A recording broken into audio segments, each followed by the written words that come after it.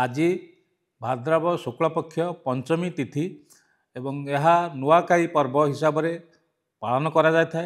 नुआखाई पर्व एक कृषिभित्तिक पर्व।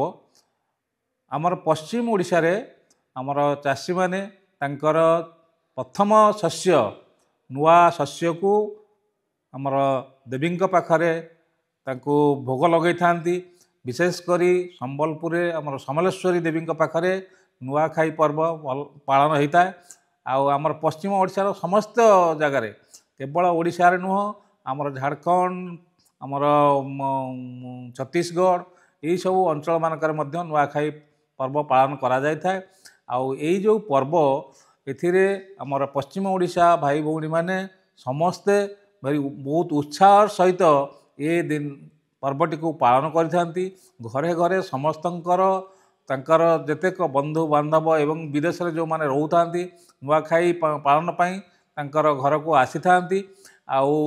एथिरे हमर गिफ्ट दिया निया भी हेई एवं शेष रे आई जो नुआखाई पर्व आमर नुआखाई जुहार गोटे माने विशेष से माने कार्यक्रम जो नुआखाई जुहार अनुसार आमर जूनियर माने ये माने सीनियर मानकू तांक जुहार करिथांती एवं तांकठू आशीर्वाद नहीं थांती ये जो नुआखाई पर्व रे।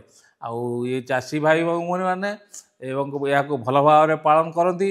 आजिकाली आमर ओडिशा सरकार ये नुआखाई पर्व पई छुट्टी मध्य घोषणा करचंती।